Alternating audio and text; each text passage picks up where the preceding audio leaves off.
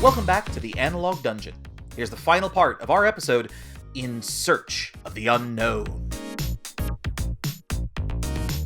Just north of this, another part of the map that's not fully explained, and you kind of... It's a smoothie place, right? Yeah, no, that's a smoothie bar. Yeah. Or froyo, maybe? No. Just north of this, there is a room. This is mentioned in the earlier description of the dungeon, a room made entirely of doors. It is a two square deep, 6 square across room that is just gridded entirely with walls, and every wall has a door into it. So just a single door? No, there's like, imagine like you go off the main corridor and there's a door, and you go through that door. Oh, and there's another door. You go through that door. There are now doors on all 4 sides of the room that you are currently in. Oh, God. So you open one of them, say to your east. Yeah, there's doors to the north and east of this room too. Like, it's just like a dozen rooms, and they all have doors in them. And you can imagine they're all probably locked, and they're all probably unique. And you might think, oh, there's a maze, and you have to like go through. It's like, no, they're just doors. So is there anything? So is this like magical, or is this just again? That's I guess where my real confusion is here, because I'm thinking like Zelagar would want to do this with magic. Maybe Rogan would just want to build this. Probably that's where I'm leaning, because I'm going to be perfectly honest with you. This room doesn't exist in the dungeon. Not in the description, anywhere. I cannot find a single description of this stupid room with all the doors on it. And the only thing it looks like is it's just a room with a shit ton of doors that I assume, like every other part of this portion of the dungeon, is there to distract and waste the time of people who are here with less than honorable intentions. So it's a single room, or it's multiple rooms with multiple doors? It is a 6 square long, so 60 feet long, 2 square, 10 feet deep room that has a wall running down the middle line and walls running up and down the, imagine like 6 squares in a row, right? Sure. And there's walls everywhere. So every room of this is a 5x5 room. And there are doors on every interior wall. Okay. Yeah. Because I guess I always imagined that like a door is 5 feet wide, but that would be crazy.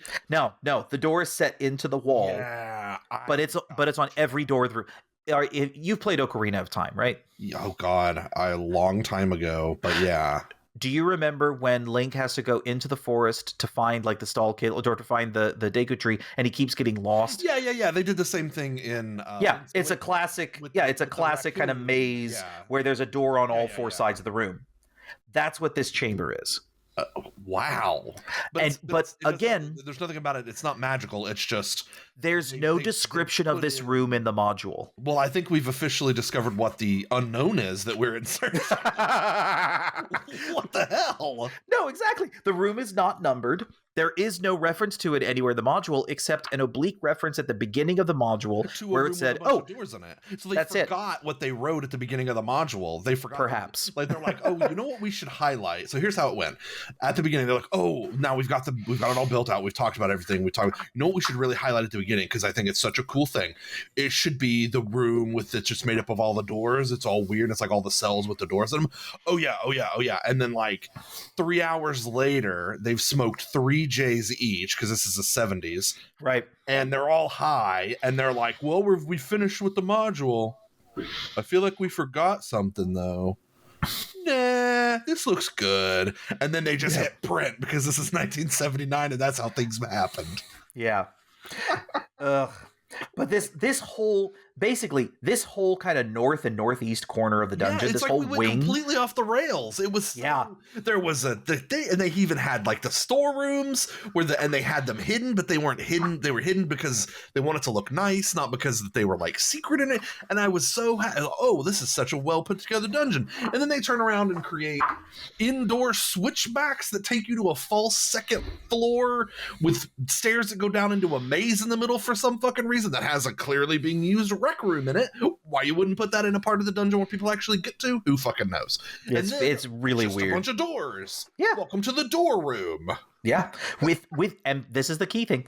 Without a keyed room in here, technically, you just might face a wandering monster. Could you imagine Oh my God.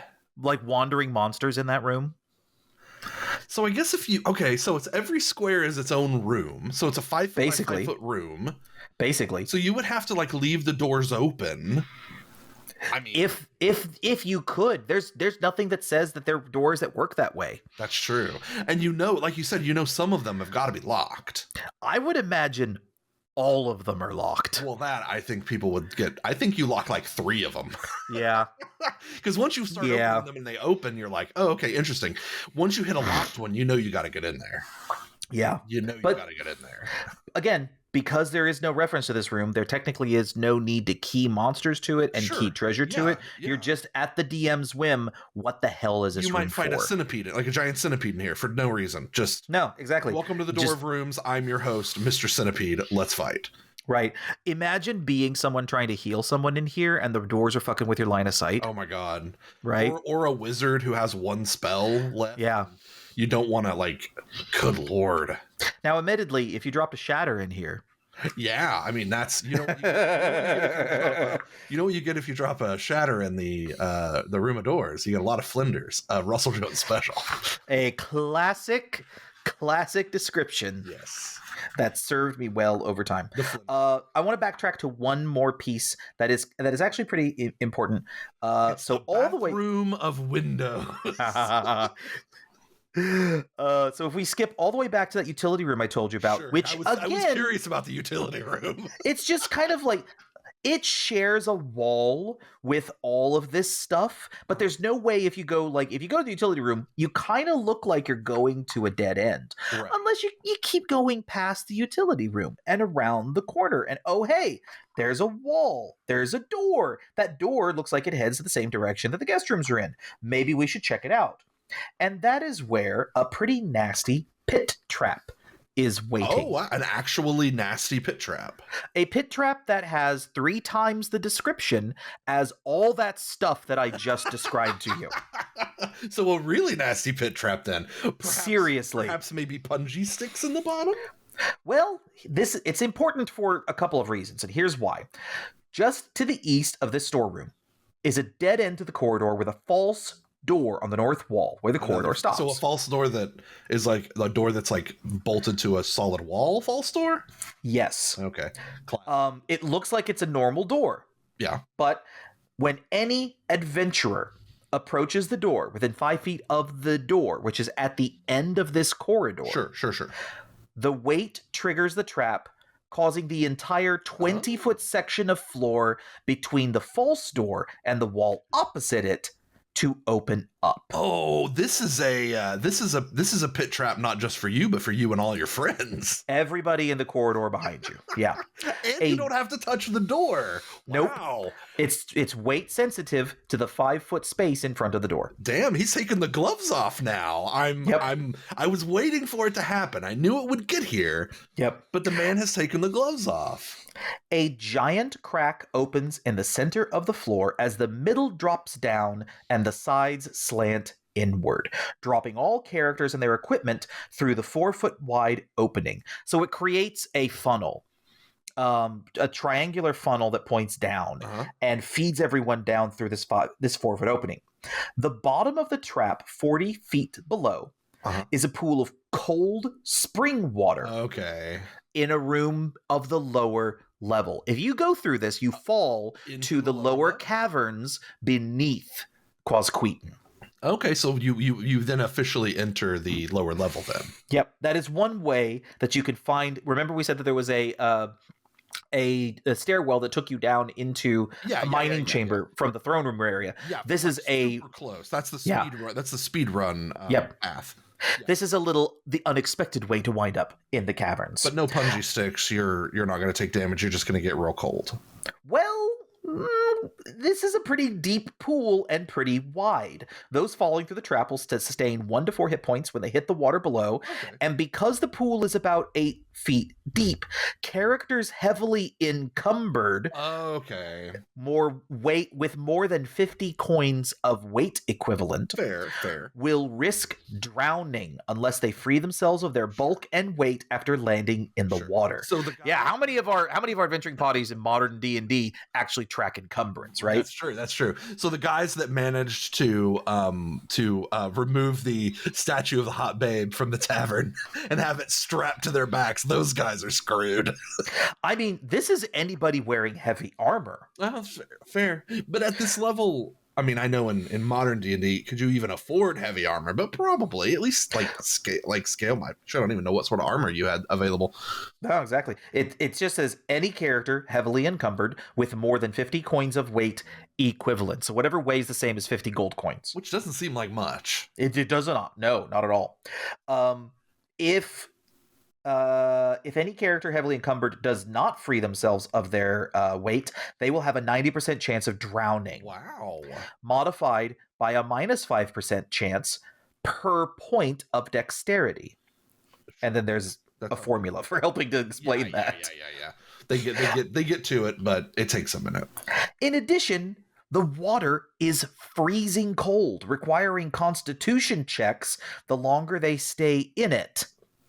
So if you maybe dive for your items, you're also 1, dealing with no air, and 2, dealing with frigid, freezing cold water. And how deep does it go? You said 8 feet? 8 feet. Okay. So gloves not completely off, but gloves are partial. 1 glove is off. 1 glove is almost off. You can But see this some is wrist.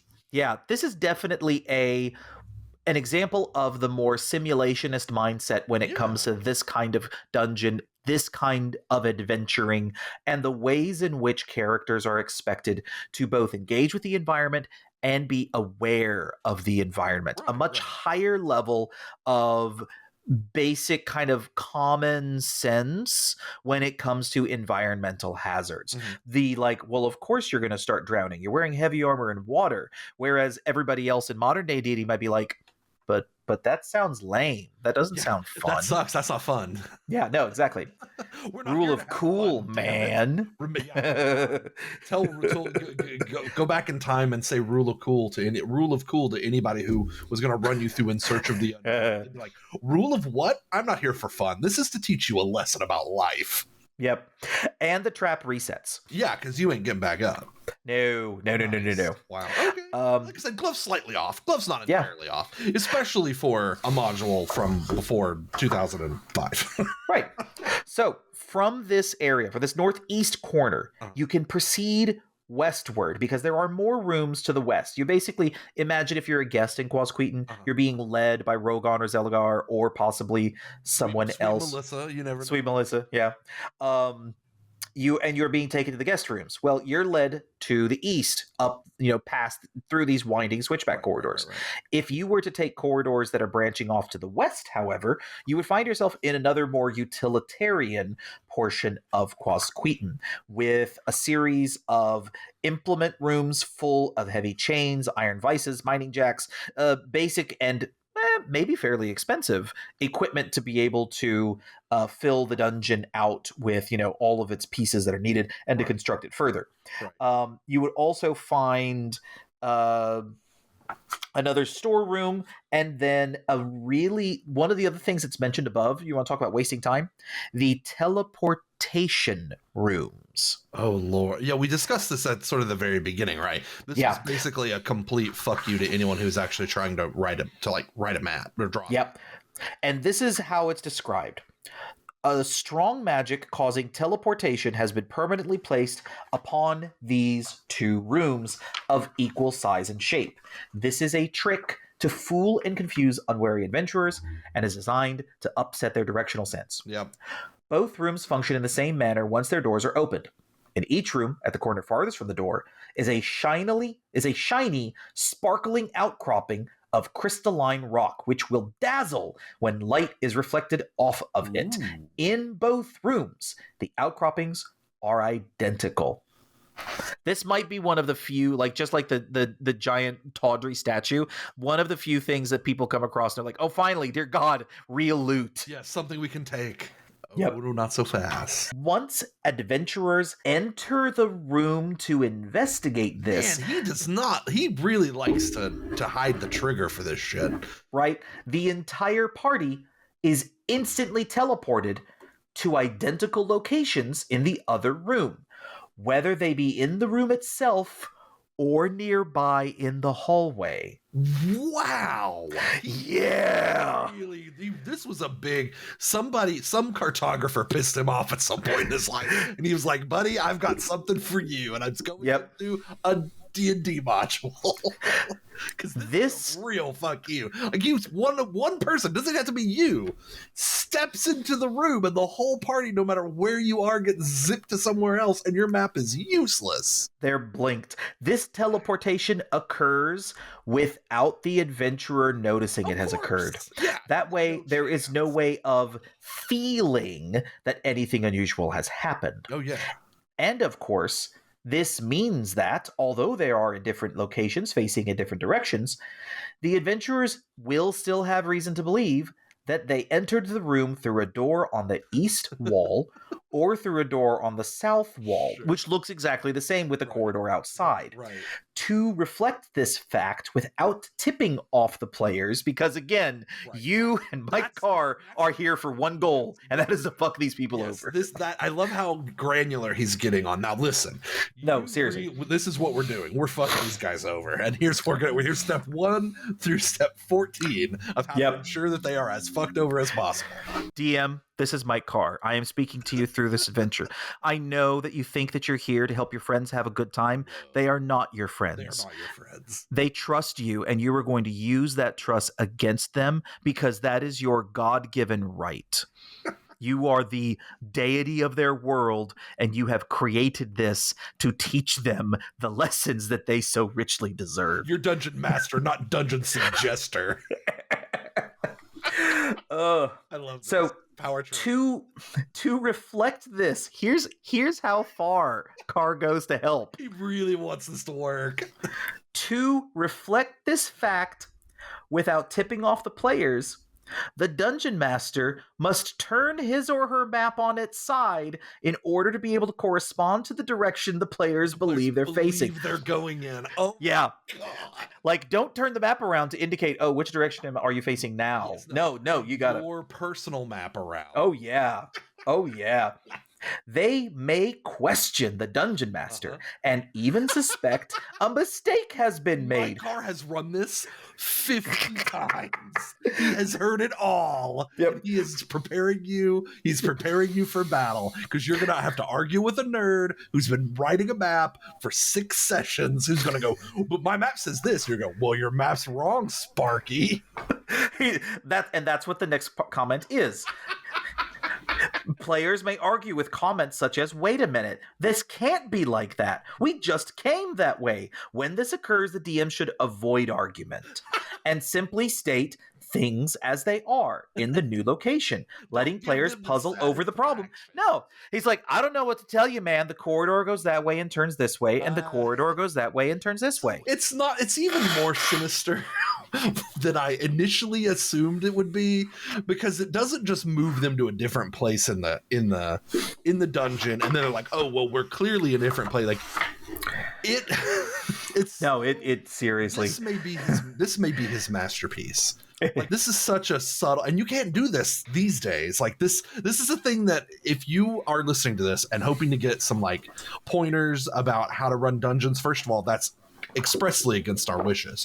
If you are, you can no longer do this because we know, I mean, unless you want to make them draw their own map, which at this point I kind of want to, just to pull up my car on them.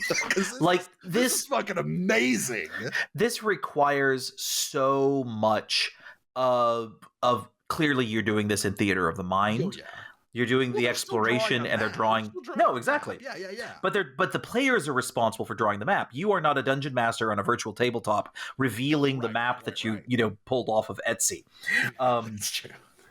Not to give away trade secrets. away trade My secrets. apologies to all cartographers that I have borrowed from. But picture this. You're going down the corridor. You walk down a 15-foot long corridor. To your left, it goes 5 more feet and then dead ends. To your right, there is a door. You open the door. You enter a 2x3 room, a 10 feet wide, 15 feet deep room, and there's the sparkly crystal. All 4 of you go in, door shuts. You're like, crystal, cool. Can we get it off the wall? Nope. No, it's like impervious. It resists everything. Okay, cool. Open the door. Hey, remember that dead end corridor? It's not a dead end anymore. Wide fucking open now. It's a long, straight shot right when you come out. You go, what? And then you turn to your left and you look, and there's the same corridor, but there's another corridor that's like 5 feet further down that goes to a door. And you're like, wait a minute, what the fuck's going on here? Like, the way you gotta figure it out is eventually someone's gonna like circle around, find their way back, and someone will eventually discover, oh, there's 2 rooms and they both have crystals in them, and they're the same shape and size. Yes. And that's how they will eventually Ideally, unless they just never find the other room. And then they run into a room that they know is a room they've seen before, and they go, okay, well, we got flipped around somehow. And then they blame the DM, and then the DM has to explain that, no, you're idiots. Yeah. Now, there is a note. It is recommended, but you can do whatever the hell you want, that no monsters or treasures be located in either of these rooms. But there is a notation for you to put monsters and treasure in them if you want to, when you're keying the dungeon out. 100%. I like the idea of no monsters, but I like the idea of increased wandering monster rolls as you're arguing in the dungeon, in the room, trying to discuss what the hell's going on. Every time they argue, it becomes no longer I'm rolling every 2 turns, every 20 minutes. Every time they argue, they're getting a wandering monster. Every game round, yeah, exactly. Every time they argue, they're wandering monster roll. Yeah. Now, as you leave the teleporting rooms behind, if you were to head down that new long corridor introduced by the second teleporting room, you would eventually make your way down to a smithy. There is a char storage cellar in order to store the fuel needed for the smith and for the forge. There is a full smithy with 3 fire pits inside of it. And there is an access room intended to allow access down into the lower level of the dungeon. But it would require a little bit more work because it's mostly just a giant hole that you can either lay a rope over and climb down into, or like drop down into it. Yeah. But it's mostly there for you to dump stuff into the dungeon below from the smithy. Right. Why? I mean, let gravity do the work for you. Exactly. The only other room of note in this section of the dungeon is a library, a pretty big one that is near the teleporting rooms, which may be part of the reason why that those rooms are there, in order to mess around with adventurers until they eventually give up or get so incensed that the wandering monsters or the noise they make attracts, defenders. But there are a pair of ornately carved oaken doors on the outside of this library. Inside, the floor of the room is covered with dust, but beneath it is a beautiful and shiny surface of polished red granite. Ooh. The stone is inlaid in large blocks and extends uniformly to within a foot of each of the walls. In the very center of the room, within the floor surface, are blocks of white granite within the red stone, and these form the letters R and Z, with a giant curling heart around them. You're fucking kidding me. No, it's an ampersand. It's R ampersand Z. I was gonna say. Come on. But it's red and white granite. What do you want from me? It still feels. It's fancy as fuck. It's fabulous as all get out. They are making their stamp on this world, and god damn it, we stand. I do. Even though they are slavers, apparently. Rogan and Zelagar. Yeah, absolutely. We love them couple of the year. Yeah. There are large oaken tables, a lot of plush divans. Basically it's your typical nice library to come in and sit down and read. Also nice of Zelagar to include Rogan in the library. Right, exactly. There are, however, in the wall on the north, cages with numerous fire beetles, giving off an eerie glowing light enough to illuminate that side of the room. The reddish glow is forbidding and mysterious when viewed from the entrance, seeming to be a luminosity of varying intensity, totally alien to anything viewed before. This is like why. Light. No, this is basically just like a series of red lights that are all moving around in the dark and creating this overall glow with little pinpricks in between them. Almost like embers in a fire that's taking over the entire wall. I mean, he really seems to be selling this whole funky red light thing. Yeah, right. The insects themselves seem to be thriving in their captive abode, but their food source and longevity are totally puzzling. There is no way to open or force the cages themselves, so releasing the insects or gaining access to them is impossible to any adventurers. It's a terrarium. Like, they have those sealed terrarium things, right? Where you don't ever open it and it's like a bottled ecosystem? That's basically. But it says specifically, we have no way of like, there's no actual terrarium going on here. There's no, they're living and thriving somehow. Yeah. There are scrolls, there are books, tomes of all sizes. None of the books or scrolls are of any particular use or special interest to the adventurers, despite how many they examine. Personally, if I am running this as an adventure that leads somewhere else later, especially as a first-time adventurer, I might drop a few particular bits of lore obliquely referencing or giving overall kind of looks at whatever big bad or, you know, something to foreshadow the later parts of the campaign in here. History of the era, something like that. I can see that as being a thing. Did you know that I put together a list of I literally called it was for a campaign that I was running.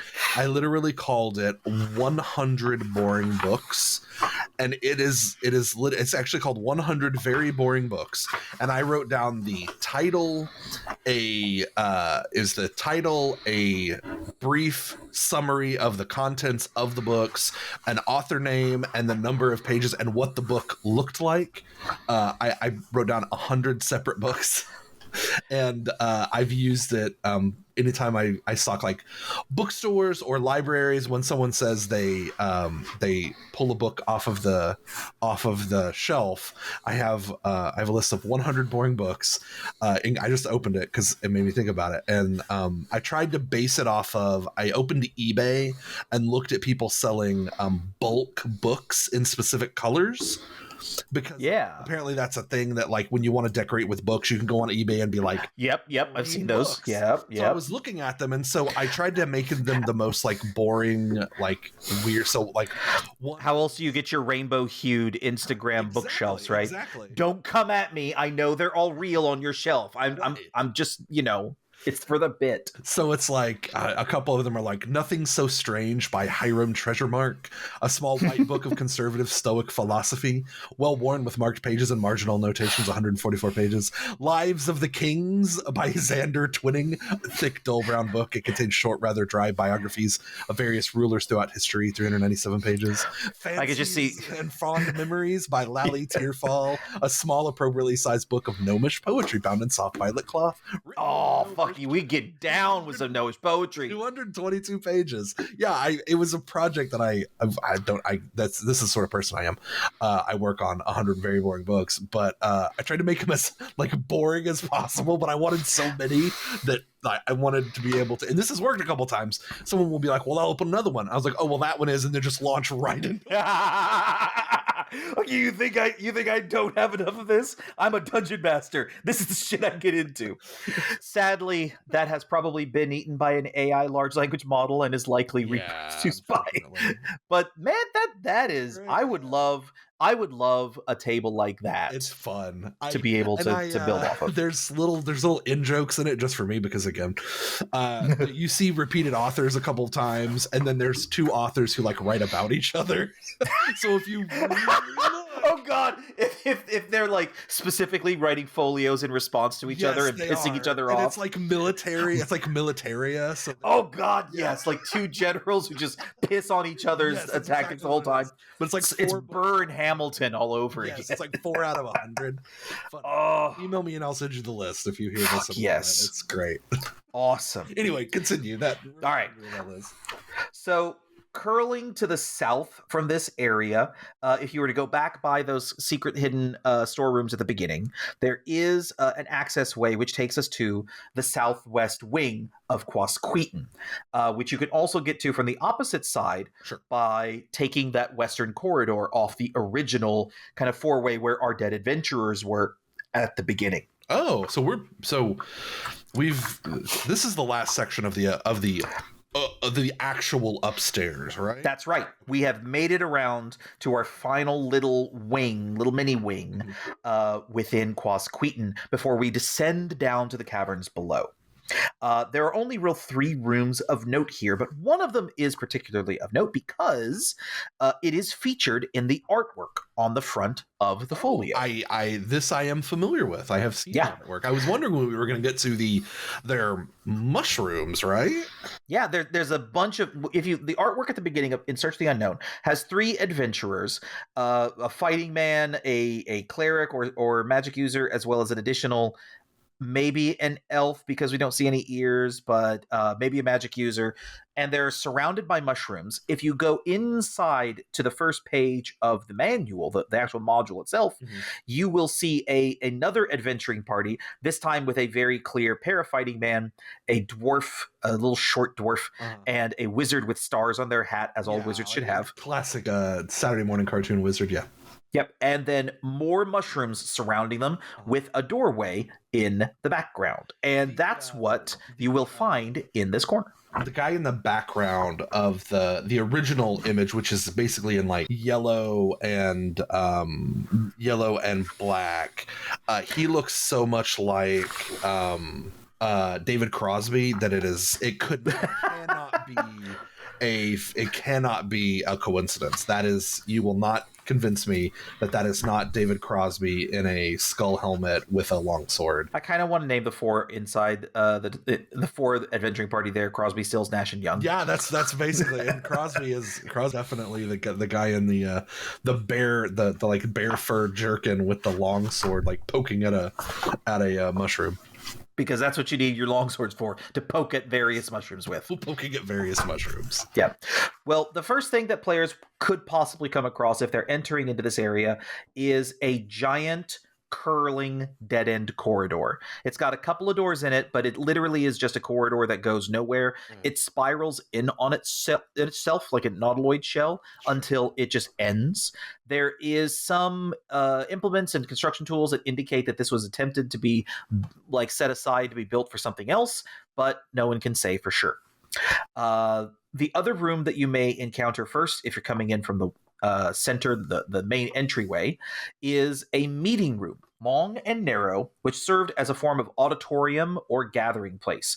10 benches scattered around, a large stone slab at the north end as a sort of stage where speakers could be in full view of the assemblage. There are also 4 decorative cloth banners on the north wall: red, green, blue, and yellow. Although once attractive, they are now deteriorated and rotting, thus being of no particular value.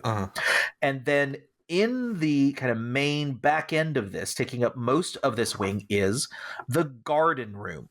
Once the showplace of the entire stronghold, the garden has, over the passage of time, become a botanical nightmare.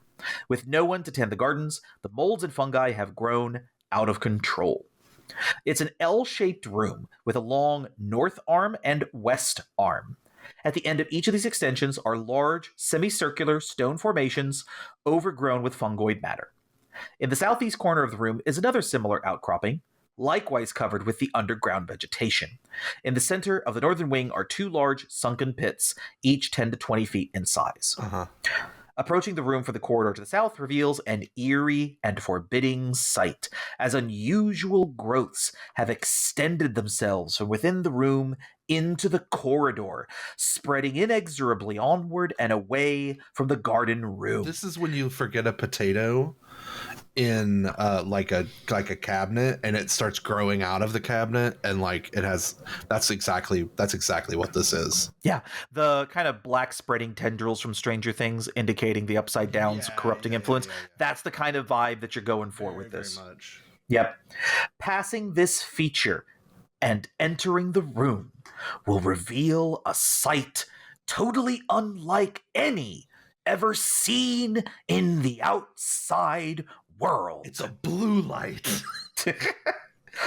Like you have this really thick purple prose kind of buried in some of these, which is really it's cool and it's neat to find it, but it's also like you want to take either, if you're printing this off or if you have like a PDF, you want to take a highlighter to some of those to call out the like, I need to make sure to give it the appropriate, zhuzh as you're getting into it. You really need to nail it. You really need to give it a something to say. The floor is covered with a carpet of tufted molds that extends to all the walls and even onto parts of the ceiling, obscuring the rock surface. The molds appear in a rainbow assortment of colors and are mixed in their appearance, with splotches, clumps, swirls, and patches presenting a nightmarish combination of clashing colors. This is indeed a fuzzy fairyland of the most forbidding sort, although beautiful in its own mysterious way. Beautiful and deadly. And fuzzy. And fuzzy, which usually doesn't go together. Like a fully shag carpeted romper room from the 70s. This is a fully shag carpeted, but with mush. This is basically like the art from everything in the 70s that you could buy decorative for your house. Yeah. But in real life. Yeah. Imagine if your Bakelite refrigerator died and the door was slightly ajar. There you go. Exactly. And you open it and like the entire inside of one shelf is just covered in fuzzy growing everything. Yeah. That's the room you walked into. That's everything. Yep. All around the room are fungi of 100 different kinds. Does he never use the word mushroom? No, it's fungi. I mean, he might have mushroom in a couple different places, but he has lots and lots and lots of different descriptions. He's really leaning into fungi, and in all reality, these are mostly mushroom, maybe some mosses, maybe some lichen. These are scattered in patches and clumps of growth. There are many different types of mushrooms, including an incredible grove of the giant variety, with stems looking like tree trunks and caps fully 8 feet in diameter, as well as such common fungi as shelf types, giant puffballs, coral fungi, and morels. The various growths all seem to be thriving, although any nutrient source is well covered by their proliferation. Perhaps some strange magic or extraordinary means keeps this incredible garden alive and growing. So this is meant to be that like super weird, very off-putting kind of look. Yeah. But it's essentially you were just in a dungeon, but now in the world of mushrooms. Right? But it's just a place that's gone a little wild and gotten a little overgrown. It's just overgrown with larger, varieties of this kind of thing because we're in a fantasy setting. Right. Yep. Although passage is possible, various types of growth hinder movement. Furthermore, any kind of mass movement or commotion, such as melee, I think we need to start referring to combats as commotions now. Yes. And this is where we will have a commotion. Yep. Will raise small clouds of spores, which will obscure vision and be unpleasant to breathe. Any adventurer trying to eat a certain type of fungus has a 30% chance of it being poisonous. For sure, yeah. Yeah. And of course, you could key a monster and treasure in here. And you better. Come on. I think you should. There better be a fucking monster or 3 in here. And if you want to be really fun, like make it a little mushroomy just to really give it like some sinister vibes. Yeah. Which property is the zombiness is a mushroom infestation? Last of Us. Yeah. The cordyceps. Yeah, I never played. You want to talk about fucking yeah. One of the things, because I played The Last of Us like on a fucking 3 or 4 day unhinged sprint. I just ate that game like crazy. And watching the series of it, especially seeing the way in which they translate the cordyceps into that series, I loved it. I thought it was absolutely insanely creepy to see like the tendrils of it reaching out from people's mouths, like to indicate that it was gross and weird and body horror in all the best ways. Do that stuff here. That's exactly. Yeah. Give me some bugbears. Give me some mushroomy bugbears all day. I think that you could totally do that. You could have a couple of dead. Imagine like rolling a bugbear group or a kobold group or a goblin group, and you have 2 or 3 that are dead with stuff growing out of them in the entryway. And then as you go in, there's like a couple with their feet kind of sticking up from the mulch to indicate what it is they're eating on.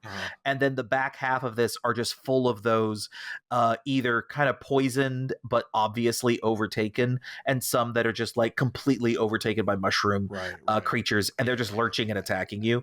Yeah. If you don't want to go horror, then do goblins that are just blitzed out of their mind, like LSD. They're absolutely fully high. Oh, absolutely, yeah. They're just down here. Like, this is the place they go to get absolutely just banged out.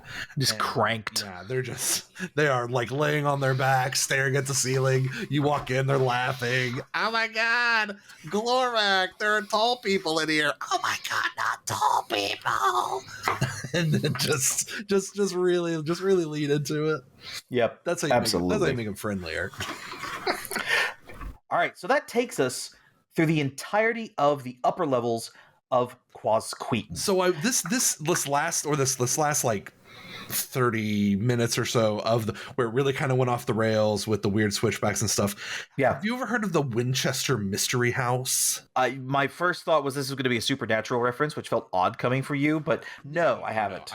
So the Winchester Mystery House, I've listened to podcasts and I've read things about it. It's this house in California. It's the Winchester Mystery House because the wife of like William Winchester bought it. Right. And the reason that it's famous is allegedly she believed she was super into the paranormal. Right. And allegedly she believed, this is in the 1850s or 60s, that all of the ghosts of the people that her family's guns had killed would haunt her house as soon as she was finished building it. And so, allegedly, for 40 years, they kept building this house. And so there are famous like bits of it, like all the windows are different. There are stairways that don't go anywhere. There's a staircase that's like 50 stairs that goes up 10 feet. So it's these tiny little shallow stairs.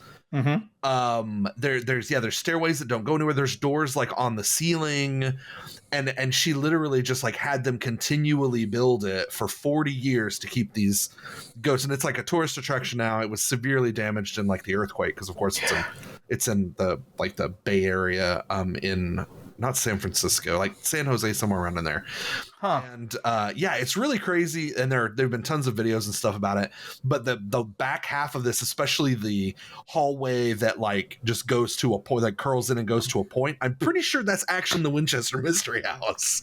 Yeah. So this really reminds me of the Winchester Mystery House. And though I do want to say all that stuff that I said, that's the popular belief. But there was an article or like a book written in the 50s where this guy was doing his like dissertation, and he went and he interviewed her, and he interviewed people that worked on the house, and they basically all said no, she wasn't crazy and she didn't believe that. She just like liked giving people a job. And she felt good about like being able to support like craftsmen, so she just had them do whatever, and that's just anything possible, to keep paying them, right? Yeah. But the features of the house are like wild, and you can still go and tour it. But yeah, I'm now thinking of this as like the Winchester Mystery House plopped upon a caverns that hold I have no idea what, but I guess we're about to find out. Well, that leaves us with the caverns below Quasqueton, or the caverns of Quasqueton, depending on how pedantic you want to be about Rogon and Zelagar's home. Potentially just Quasqueton. I mean, just Quasqueton. If there was not something that existed on top of it, it would just, it's the mountain of Quasqueton, right? Yeah, like the mountain itself is just a mountain, and then they carved into it, and they carved all their chambers above, and then they are expanding into and kind of attaching it to these caverns. Natural caverns that are below it. So the whole thing could be considered the caverns of Quasqueton. Right. But either way, there are 3 ways to enter the caverns below the main quarters. The first is the pit trap, as we described. Players could fall through it and wind up in that frigid, freezing pool. The fun way. The other is an access room near the throne room, which takes them into a much more carved out and prepared, and probably like the expected way to get down into this, over by Sweet where the mining operation is. Sure. And the other is descending down through the hole in an access room near the smithy, which was used to be able to dump things. Slag, probably. Slag, ash, pretty much anything is left over from that. So once the players descend, the caverns below Quasqueton are little more than a series of caves and kind of dead-end corridors, which have little descriptions of them, except for a handful that we're cover. But mostly they're places for monsters to be kept. So this is you're going to head down into the dungeon once you've cleared the upper level, and now you have a place to rest and eat and recover, and then you're just going to face monster after monster after monster after monster in all of these different rooms. Okay. So there are a total of 1, 2, 3, 4, 5, 6, 7, 8, 9, 10, 11, 12, 13, 14, 15, 16, 17 chambers. Jesus. And they all have monsters in them? They all can have monsters in them. So you're fighting in like a monster zoo? Essentially, yeah, because it's a cave. So you're like, it's just a big ass cave. So you're going into the monsters' individual rooms and fighting them. You're basically fighting in a zoo. You go in. And you're fighting the camels. You are change of pace. Go fight the snakes. Or if you really want to look at it, another read. You are going into the actual monsters cul-de-sac, and you're kind of gentrifying it. Who's the real in monster? A really kind of who's the real monster kind of way. The real monster here. Yeah. So there are some places of note that should be considered. One of which, that giant pool that was described that players could fall into. Right. The mining area that players can enter from near the throne room is mainly just an access room with like rock carts, mining jacks. It has apparent, though, that there has been no activity for quite some time. Just around the corner from it, there is a door which leads into a decently long room. It's like 4 by 2 on the squares, 20 by 10. And this is the beginnings of a museum, a special monument to the achievements of the Stronghold's most illustrious inhabitants. Really, we haven't talked about, they haven't really put their own stamp on things yet. They're really honest, kind of keeping it on the down low. So, it's good that they're really putting together sort of a monument to them. Right. Could be their place to live, could be a Holiday Inn Express. Who's to say? No real branding anyway. Gray walls, sad beige baby sort of stuff. Yeah. Right. So, of course, what we've come to expect from Rogan and Zelagar continues here. The west wall has a sectioned fresco showing various events and deeds for the life of Rogan, and several views pictured include a young boy raising a sword, a young man slaying a wild boar, a warrior carrying off a dead barbarian, and a hero in the midst of a large battle hacking barbarian foes to pieces. A slightly older man at a disco filled with suspiciously handsome men. The east wall is a similar fresco showing cameos from the life of Zelagar. A boy gazing upward at a starry night sky, a young man diligently studying a great tome, an earnest magician changing water to wine before a delighted audience. Whoa! Let's also go earnest magician and save water to wine now. Right. And a power to cancel you, D&D 1979. Maybe don't go making references to the big man. Now hold on, we here at the First Baptistry Southern Convention want to say for sure that we must denounce these awful things being put in front of our children. How dare water to wine is only from the hand of the divine. But of course, drinking any of that wine will land you straight into hell. So don't do that either. Water to wine being low level? No, sir. It's a 7th level spell. It goes cloud kill, it goes power word kill, it goes water to wine. Jesus was at least a 9th level spellcaster. Christ did not use cantrips. That's right. And he always has his material components at hand and no cantrips. He only goes for, and he's an evoker, and we will not explain why. Ugh. Other frescoes in the room include images of the two great men together, shaking hands for the first time in younger days, winning a great battle against barbarians in a hill pass, Sure. gazing upward together from the wilderness to a craggy rock outcropping. Holding hands just below frame. Right? Recognizable to the adventurers as the place where the stronghold was built. You could insert like a little for sale sign, Sure. Yeah. A little realtor with an ascot kind of standing off to the side. It might be Sweet Melissa, who's to say? Oh, hey, there you go. Backstory. Right, exactly. Next to the fresco, the realtor. Right.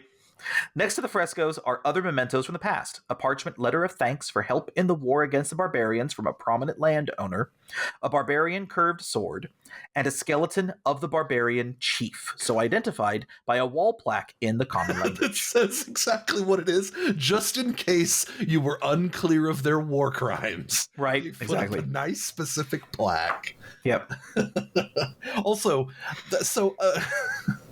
this is all clearly bullshit, right? If you walked into a museum that was about a guy and it was like, he was an all-American boy, and there's pictures of him like holding a baseball and like with a baseball cap on, he grew up to be an all-American, and you're like halfway through, you're like, this was all made up. Like this guy, this is not possibly like, this couldn't possibly be this stereotypical.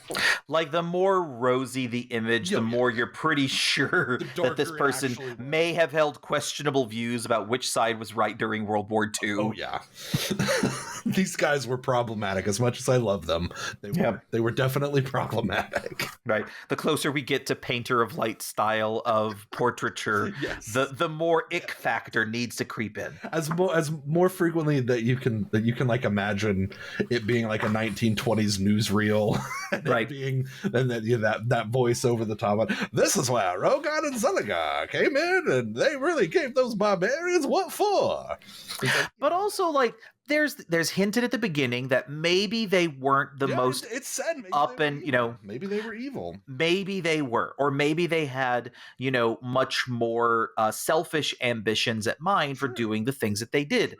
And how does that not describe the majority of Dungeons and Dragons players that is when we get down to brass tacks? So this is really the in Jurassic Park, the movie with the little animated DNA, the rotating movie theater, and dinosaurs. That's exactly what this is. This is the sanitized, cleaned up version of the hey presto, Dino DNA. Dino DNA. Oh, absolutely, yeah. What was the something? Precious Amber. So we have this mining operation as well as the kind of unfinished museum as the more carved out, set up intentional areas. But the rest of the cavern is unfinished cave. It is just plain old cavern. I love that they couldn't wait to put the museum in until it was fully clean. It's like half of it's been worked. It's fine. Just start putting the museum in. Get the fresco painter down here. But he can work around all the dust as they're carving it out. But it's also, it's like a falling all the time. We need this museum in. This is top priority. People might not know. It's also a fraction of the size of Zeligar's room. That's fair. His giant wall, carving is bigger than this whole thing. The drinking room is bigger than this place. There's a lot to question. Like, how many different museum or showrooms do you need? Well, I think Rogan and Zeligar would say at least one more. At least one more. At least one more. And there is, in fact, further down in this cavern, there's at least one more. It's just statues of them with thumbs up going, congratulations, you did it. Well, actually, I mean, if if you We kind haven't of had any wander, statues of them. I've noted that. I was kind of Yeah. expecting there to be busts in the library of at least Yeah, Zelagar. Because tell Right. me, that's not a Zelagar move. Putting a bust Then- of yourself in your own library. definitely fits the Yes. motif. So we haven't had any statues of them, and they clearly have a statue maker because they made a statue of a sexy babe, which I would like to note was not Sweet Melissa, and I wonder what Sweet Melissa thought about that. Right. They could have And how much time they spend around it with the Yeah, other guys from the exactly. barracks. That's right. So I was waiting for statues. I expected like big Lord of the Rings style statues with Rogan on one side and Zelagar on the other side. So maybe we'll get it. There is a cavern deeper in the caverns. That is the Cavern of the Statue. Okay. And in the southern end of this long cavern is a solitary stone figure, roughly sculpted from the same black stone of the cavern walls and firmly anchored to the floor. Sure. The figure, obviously a human male, although lacking any finished detail, stands some 5 feet high, with both arms slightly outstretched and pointing to the jagged rock outcropping which divides the 2 corridors to the north-northeast. The statue is too heavy to be moved and will completely resist any attempts to budge or topple it. There's no other description for what this is. It's just a statue. So, but it's not a statue of either Rogan or Zelagar. Neither one. It doesn't have any discerning features. So it's either left here from some other time or from some other, inhabitants of this cave, but it's just been left alone and hasn't been touched. So here's why I believe it that neither Rogan nor Zelagar's in here. One, not a sexy babe, because this could easily have been a sexy babe. Yeah, You're only a little bit more rock away from a sexy babe. right. Two, it's not either Rogan or Zelagar. It would have been one. I think Rogan would have been if it were sexy babe, maybe Rogan. If it were Zelagar, then maybe probably Zelagar. Yep. Or Rogan, who thought Zelagar was mad at him, so he made Zelagar. So here's the last couple of caves that are of note down here. And what about what about all the monsters? Well, all the monsters, like I said, there's all these different caves, but a whole chunk of them are just listed as the caverns, with just notations for cavern, secret cavern, webbed cavern, cavern of... Okay, here's one of the ones we actually want to talk about. There's a cavern in here called the Cavern of Mystical Stone, which, if you'll recall, there was a bit of lore about the caverns of Quasqueton that supposedly there were magic rocks that grew on the walls, and if you eat them, they would give you magical powers. No, it would grant you a wish, right? Yeah, it would grant you a wish, right? Yeah. Okay, so good news, bad news. Okay. Which one do you want first? The good news. The good news is the rocks that you eat and give you magical powers are real. Yes, give me those rocks, baby. Yep. Bad news is none of them give you wish. And in fact, one of them could curse you. Oh, so there are multiple edible rocks. Yeah, there is an antechamber with a resting place with a large glowing chunk of rock, which appears to be mica, radiating magic strongly. Mica, a traditional rock that you can eat. It doesn't taste good, but you can certainly eat it. Yeah. The stone rests permanently in its place and is not removable. Chips can easily be broken off the rock by hand, but only one chip at a time may be broken away. Until anything is done with it, the rest of the rock will remain impervious to breaking. Once the chip is removed, its glow will begin to fade, and after 30 seconds, it will be a normal piece of mica with no magical properties. The chip's magical properties are manifested only if it is consumed or just placed in the mouth. So there's a guy who's been gone through this entire thing. He's eaten so many rocks. His teeth are fucked up. Like he's gotten to the point where he's just started swallowing them. But he's mostly like evolving a gizzard at this point. At this point, he's part vulture. So he's gotten to this point, and it's so perfectly set up to be eaten. And he's like, "Is this the one? Is this the rock I gotta eat?" Well, good news. He eats it, and something begins to happen. Woo, Jeremy, wish, baby, give me a 20-sided die roll to determine which of the 20 individual magical effects take place. I hope one of the magical effects is that the hot babe statue in the tavern comes to life. All right, baby. I rolled a 17. On a 17... causes idiocy for 1 to 4 hours. Are you kidding me? This would, I assume this works like a feeble mind spell of more recent origin. Unable to function intelligently or fight, must be led by other adventurers. So this guy has walked around eating rocks the entire time. Yes. They walk into the eat the rocks room. He eats the rocks and becomes a complete moron. Basically proving them all right. Only a complete idiot would eat rocks all day, expecting to get a wish. And each individual may only be affected once. Oh, what a kick in the balls. Yeah. So to look at the whole table of magical effects, one magical effect immediately teleports them to the webbed cave room deeper in the cavern. Yo. That's not just Spider-Man in there. Nope. Immediately blinds the character for 1 to 6 hours of game time. Okay. There are 6 different... 1, 2, 3. Nope. There are 5 different raises: strength, charisma, wisdom, intelligence, or dexterity by 1 point. Oh, permanently? Permanently. Sweet. There are 3 lowers: strength, charisma, or intelligence by 1 point permanently. Okay. 1 that cures all damage to 1 character. Okay. 1 which turns them invisible for 1 to 6 hours of game time. That's going to be freaky, especially they're invisible and mute. 1 is simply poison. That's it. It's not even magic. It just says poison. Magic. Saving throw at a +1. 1, once you eat the rock, it turns into a 500 gold piece gem, a pearl, which appears in the character's hand. Oh, I was going to say it appears in the character's next bowel movement. 1 gives a permanent +1 to any single weapon carried by the character. Cool. Roll randomly if there's more than 1. This is my edible rock bonus. Yeah. 1 heals all lost hit points. Okay. 1 gives temporary hit points. Okay. And 1 gives a curse. The character will sleep for 72 hours straight each month, beginning 1 day before and ending 1 day after each new moon.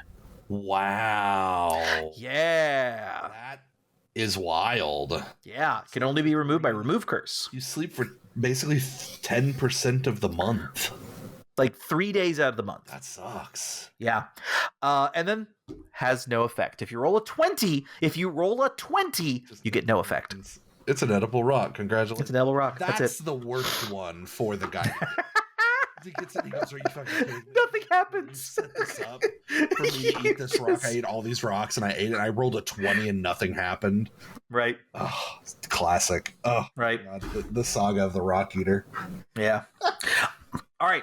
Last couple more rooms. The first is the Grand Cavern of the Bats. Okay. The Grand Cavern of the Bats, yeah. Yeah. It is the largest cavern out of all in the room. It's a majestic cave, larger than the complex, impressive due to its size and volume, a ceiling almost 60 feet above. And it describes it further, but essentially, like, this place is just jam-packed full of bats and bat swarms. And depending on when you enter, the bats may be out eating, or they may be sleeping. And they may be roused, depending on what you're doing. If they are disturbed, a handful begins squeaking around, and then suddenly they turn into a giant churning swarm. So the entire room fills with a just massive swarm of bats. And I know in earlier editions, swarms were particularly deadly because you would at least now you can tell me if I'm wrong if you even have this information. You'd be like subjected to a number of attacks equal to the number of creatures, but they would only deal 1 damage. But when you've got 12 hit points and you get attacked 40 times, basically you become guano later. This is much earlier on in swarms because these are harmless. Okay. Well, they are mostly there to completely block any ability to see, fight, or do anything except deal with a flying, screaming swarm of bats. Gotcha. It says that occasionally one of the bats will try to land on a character, 50% chance, and deliver a pinching bite, which is unpleasant but harmless. Okay, so this is much more realistic. Like, oh yeah. It also says fighting the swarm, they will find the task hopeless due to the sheer number. Sure. Yeah, you can't kill all these bats. Yeah, Unless you have but they a flamethrower, then you could probably kill most of them. right. Characters will automatically be caught by surprise by any wandering monsters who enter while they are dealing with the bat Now swarm. that would suck. Yeah, that's mostly what it's there for. A super massive cave that suddenly is just a blinding swarm full of bats, and then suddenly you get punked by a wandering monster. But there is, for those who are, not overwhelmed by this point with the sheer tonnage of everything going on, a secret door that is in one wall of the cavern. It leads along a twisting path that connects through another secret door to a different cavern, to the exit cave. Hey, this is where your tchotchke Quasquetan goblets are waiting for you. It's a large cavern that is otherwise unremarkable, except for a secret one-way passage out of the stronghold, which is hidden in the northeast corner of the cave. It is triggered by pushing a loose rock within the wall, at which time the opening occurs, leading to the outside world. It is only open for 10 seconds, and then once closed, will not trigger for another 24 hours. Wow. I mean, yeah. If I will say, if I'm building a cavern and I want to make a really easy, I want to make a great way for me to escape and not have anybody follow me, this is what I'm doing. It is very, very good at being able to one-way exit out of the stronghold because you cannot enter from it. I think that there is obviously as a DM, I'd be like, well, someone triggers it to open and you're standing by waiting to rush inside when it opens. Sure. But it literally opens once and then can't open again for 24 hours. Right. That's a lot of mussing around. You could just travel around to the front of the cave again. Right. Well, this is where, this is how, so if I don't know if we'll get any more story about what definitely happened to Rogan and Zeligar, or if we get to decide that for ourselves. But this is definitely when the tide turned on them with the barbarians and they had to escape. They just popped down here, made sure they were being followed, jumped into the cave, popped the door open, slid out the back, closed it, and then high-fived, kissed, and walked away. Right, exactly. Walked away, hand in hand, our hand in each other's back pockets. Yes. Yeah, that's exactly right. Now there is one more secret left in the caverns below Quasquetan, and that is a treasure cave. Ooh. Because if you have an entire cavern complex full of monsters, why not put a cave in for all your treasure? Right. And we've had how many fake treasures now? At least 2. At least, yep. We have to have a real, unless this isn't a real treasure. I guess I'm putting the cart way before the horse, but a real treasure. There's a lot that's promising. After all, you have to enter through one of the secret doors on either end of the passageway that connects to the treasure room, and you have to find the third secret door that actually leads from that to this. So it's a double secret door to actually get into the treasure room. Man, double secret doors. Yeah, you have this. You have the cavern. You have the passageway that connects the Grand Cavern of the Bats and the exit cave with secret doors on either end. And then if you're still looking, you will find halfway through another secret door, which skirts off of that and leads you to the treasure cave. Okay. So in the treasure cave, the secret room itself, opening to a corridor shielded by secret doors on either end, was designed as the hiding place for the valuables in the stronghold. It's getting good. There is a scattering of gold pieces, 11 to 30, roll a 20-sided die and add 10 on the floor, and 3 locked chests, all of which are empty. Oh, don't do it to me, Russell. There are also 2 short human statues appearing lifelike, as if made of wax, within the room. As soon as any item of value is touched or disturbed, both will immediately spring to life, draw their swords, and attack the party. These are magical berserkers who will fight to the death. Neither has any treasure on their person. Wow.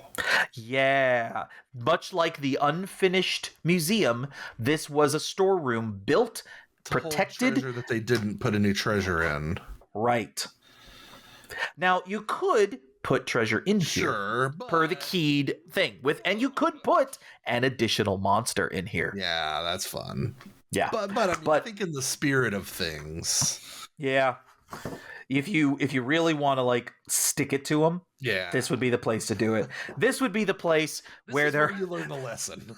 Right, exactly. You're dealing with these wax berserkers, and then you're just sitting down, head in your hands, God, why did we even do Yeah, this? at least I'll take my 30 gold pieces.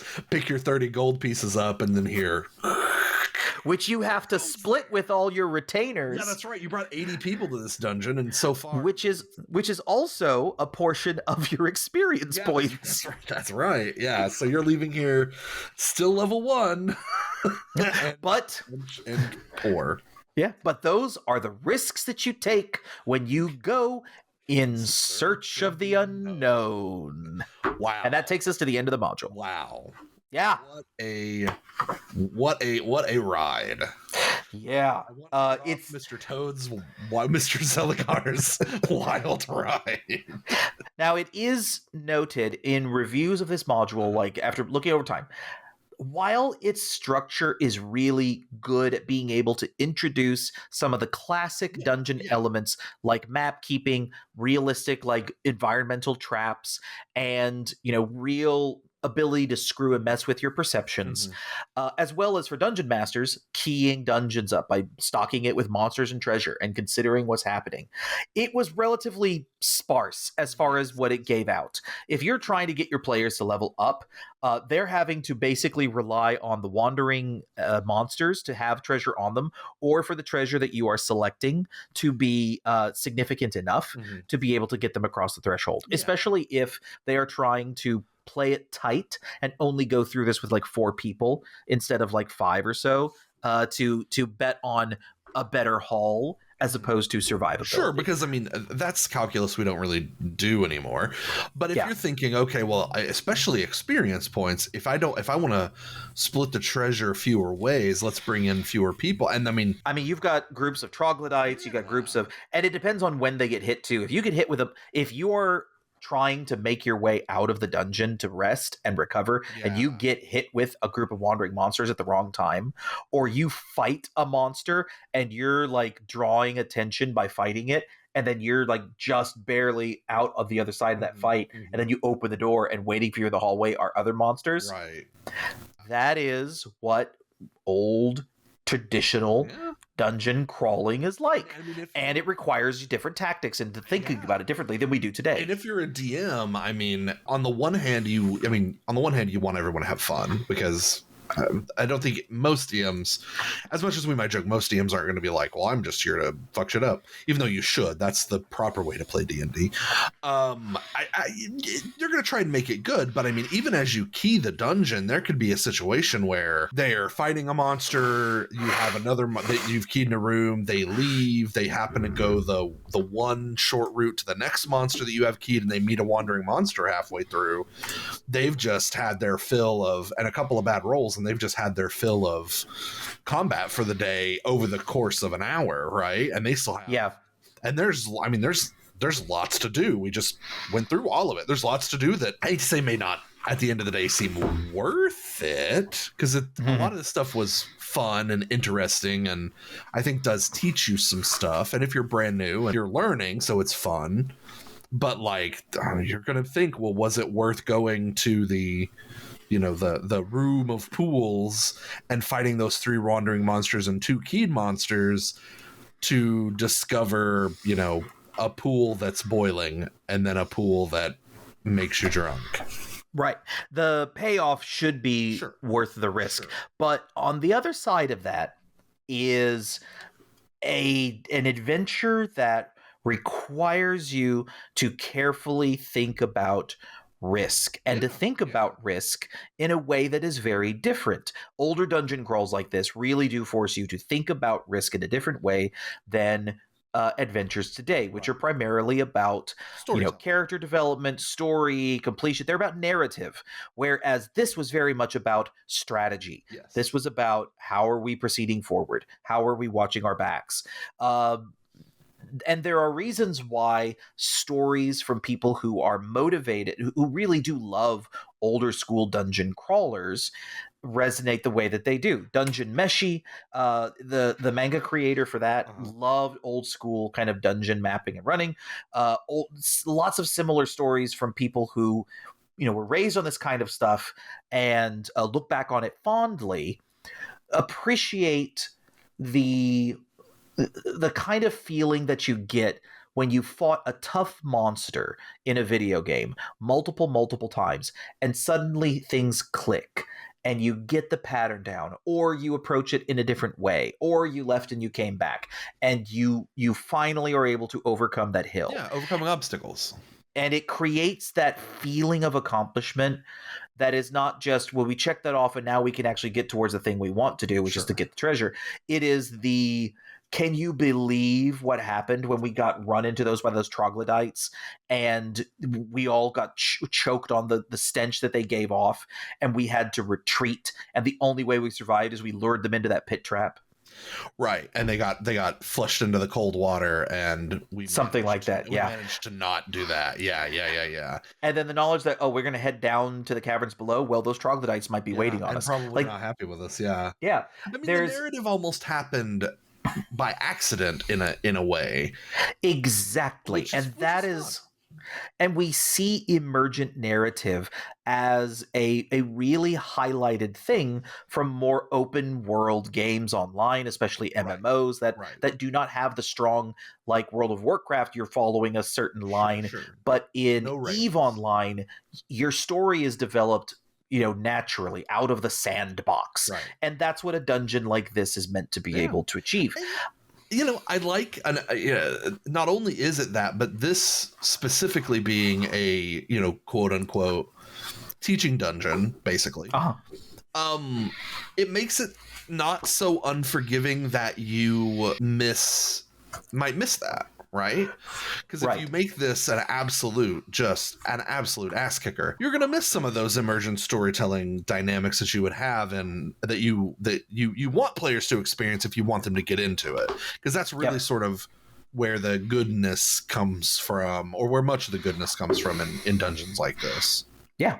There are 10 tips for players in the kind of the last 4 or 5 pages of the module, which are the players section. They have the the 1-page background listing for what players would know about Quasqueton and Rogon and Zelagar. It has the pre-generated character lists, and some of the tips include know your limits.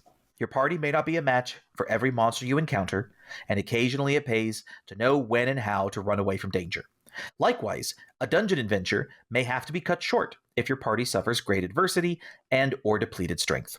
Many times it will take more than one adventure to accomplish certain goals, and it will thus be necessary to come back out of a dungeon to heal wounds, restore magical abilities and spells, and reinforce a party's strength. Use your head. Many of the characters' goals in the game can be accomplished through the strength of arms or magic. Others, however, demand common sense and shrewd judgment, as well as logical deduction. The most successful players are those who can effectively use both aspects of the game to their advantage. And the fun of a D&D game comes in playing your character's role. Take on your character's persona, immerse yourself in the game's setting, enjoy the fantasy element and the interaction with your fellow players and the dungeon master. Yeah, they get it. Enjoy yourself, and good luck. Thank you for listening to the Analog Dungeon. We have a new release every other Tuesday. If you hate cliffhangers and like your podcasts long and all at once, though, we offer the entire episode from start to finish, uninterrupted, over on our Patreon. Find out more at our home base, analogdungeon.com. See you next time.